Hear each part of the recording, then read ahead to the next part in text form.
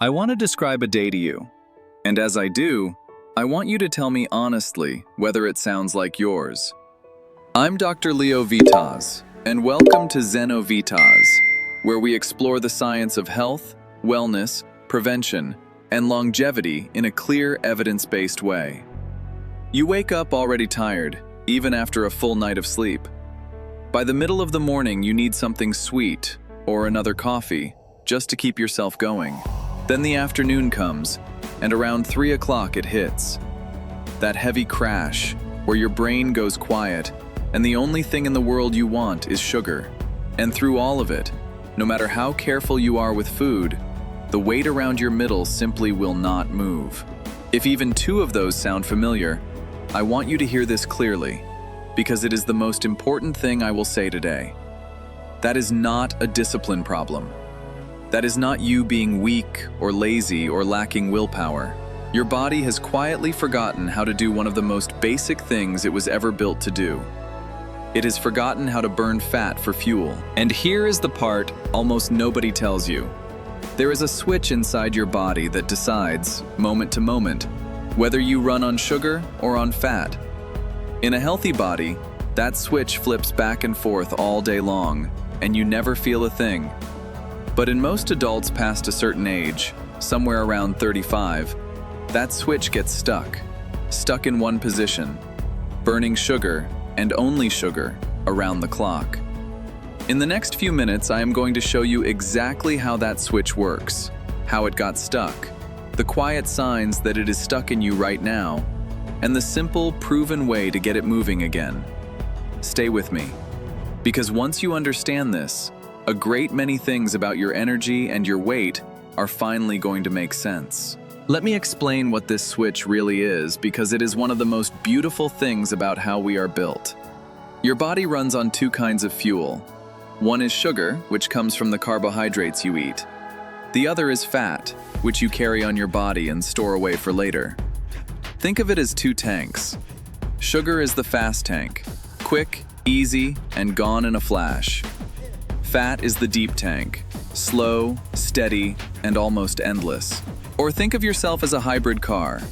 A good hybrid moves smoothly between two power sources, depending on what the moment needs. When you have just eaten, your body burns the sugar in the fast tank. When some time has passed and that sugar runs low, your body quietly reaches over and opens the deep tank and burns fat instead. That ability to move back and forth between the two, smoothly, without you feeling a thing, has a name. I call it metabolic flexibility, and it is the single clearest sign of a healthy metabolism. When you have it, life feels steady. You can go 3, 4, 5 hours between meals and still feel completely fine, because your body simply slips over to the fat tank. You are not running on fumes. You are running on yourself, on the energy you are already carrying with you. Your energy holds level through the afternoon. Your mood stays even. You can skip a meal when life gets busy, and your body just shrugs and switches over, and you barely notice. This is how the body is designed to work. This is the factory setting, and almost every one of us was born with it. The whole question is what happens to it over the years. So how does the switch get stuck? Let me walk you through it slowly, because once you see the loop, you cannot unsee it. There is a hormone in your body called insulin. Insulin is the master switch for fuel. When insulin is high, your body burns sugar and locks the fat away. When insulin is low, the door to your fat stores swings open, and your body starts burning fat. That is the entire system in one sentence. High insulin, fat stays locked. Low insulin, fat gets burned. Now picture the modern day. We eat often. We snack between meals. We reach for something sweet in the afternoon. And a great deal of what we eat is the kind of food that sends sugar rushing into the blood. Every single time that happens, insulin rises to deal with it. And because we eat so frequently, all day long, insulin almost never gets the chance to come back down. So your insulin stays high, hour after hour. And as long as it stays high, the door to your fat stores stays shut. Your body cannot reach the fuel it is literally carrying around with it. Think of it this way.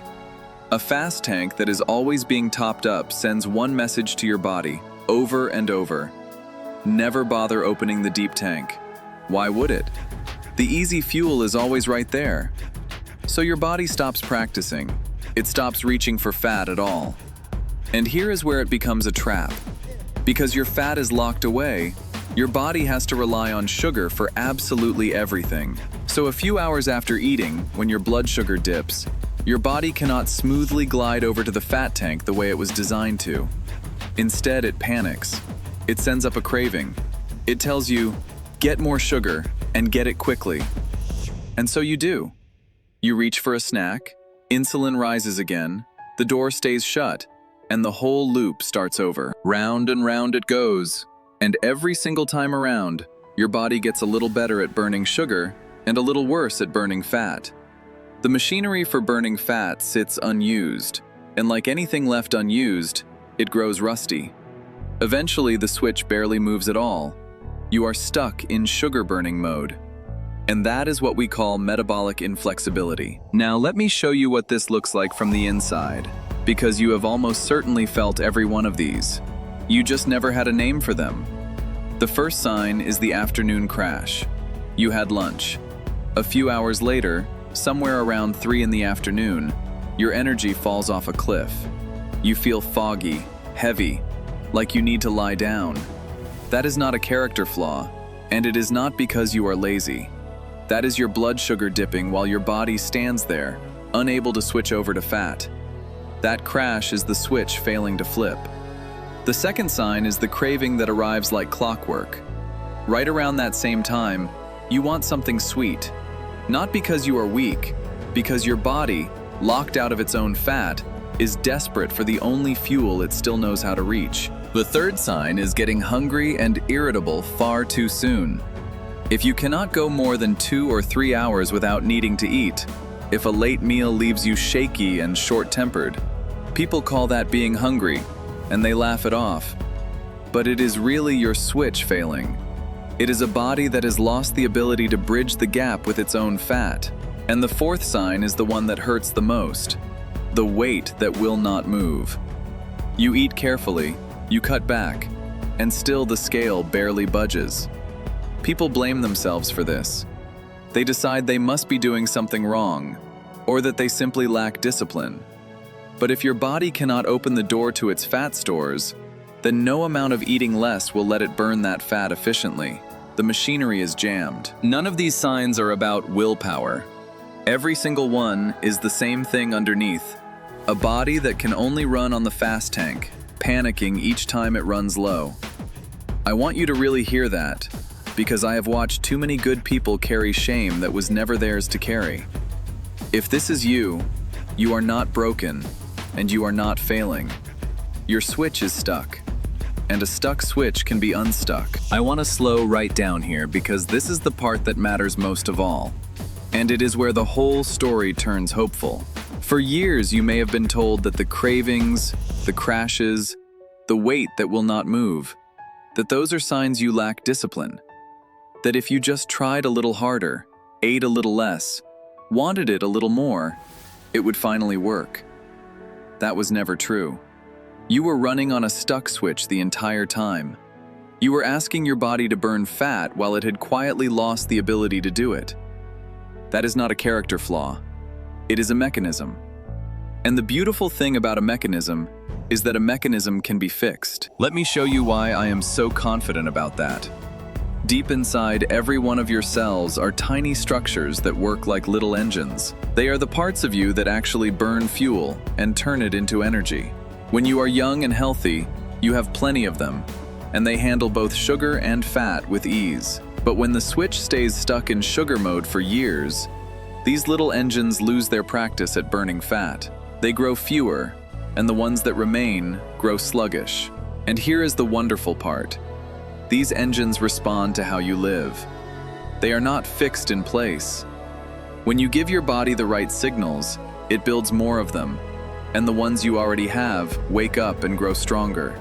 Your body is constantly rebuilding itself, which means the very flexibility you think you have lost is sitting there, waiting to be trained back. So this is not about a crash diet. It is not about punishing yourself or giving up everything you enjoy. It is about sending your body one clear message, again and again. The message is simple. It is safe to burn fat again. And when your body hears that message often enough, remembers how. It always remembers how. So let me give you the way back. These are the things that flip the switch. And not one of them is extreme, or complicated, or hard. The first is to give the fast tank time to run low between meals. You do not need a punishing fast. You simply stop grazing all day long. When you let 3 or 4 hours pass between meals without snacking, insulin finally has the time to fall. And that falling insulin is the exact signal that tells your body to start reaching for fat. Most people have not once let that happen in years. Just creating the gap begins to wake the switch up. The second is the easiest thing you will ever do for your metabolism. Walk after you eat. Just 10 or 15 minutes of gentle walking after a meal. When you move right after eating, your muscles pull sugar straight out of your blood and use it directly, which means insulin does not have to spike as high. Lower insulin, more often, means the door to your fat starts opening again. A short walk after lunch and after dinner is one of the most powerful and underrated things you can do. The third is to put protein and fiber first at your meals. When you build a meal around protein and add fiber from vegetables, the sugar from that meal enters your blood slowly and gently, instead of all at once. A gentler rise means a gentler insulin response. And a gentler insulin response keeps that fat door from slamming shut. The fourth is to move in a way that rebuilds those little engines. Long, easy, steady movement does this best. A brisk walk, an easy bike ride, anything at a pace where you could still hold a conversation. Done regularly through the week, this calm, steady movement is the exact effort that physically rebuilds your capacity to burn fat. It is not the punishing workout that does it. It is the gentle, repeatable one. The fifth is to build and keep your muscle. Your muscle is the single largest place in your body that burns fuel. The more muscle you carry, the more room your body has to put sugar to work, instead of letting it pile up and spike your insulin. Just a couple of sessions a week of lifting something heavy, even your own body weight, protects this for the rest of your life. And the last one is the one almost everybody skips, and it quietly undoes all the others. Sleep. When you are short on sleep, even for just a few nights, your body becomes far worse at handling sugar, and your insulin runs higher all day long. Protect your sleep the way you would protect anything precious, because it is the foundation the entire system rests upon. Notice that none of these are dramatic. That is the whole point. You do not need to overhaul your life. You need to send your body the same quiet signal, again and again. It is safe to burn fat again. You do not force the switch. You remind it. So let me leave you with this. Go back to that day I described at the very start. The tiredness that sleep did not fix. The mid-morning need for sugar. The heavy crash at 3 o'clock. The weight that would not move no matter what you did. For years you may have believed those things were simply you. That they were your fault, your failing, your lack of discipline. They were never that. They were a switch, stuck in one position, doing exactly what a stuck switch does. And now you know how it works, and you know how to move it.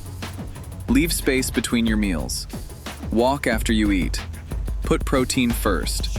Move gently and often. Hold on to your muscle, and guard your sleep. Do those things, quietly, most days, and your body will remember what it was always able to do. Your body has not lost the ability to burn fat forever. It is not broken. It is waiting for the right signals to remember. And the energy you have been missing all this time has been inside you the whole way through. If this made something finally click for you, stay with me here at Xenovitas, where I break down one of these hidden mechanisms every week in plain language so that your body finally makes sense again. I will see you in the next one.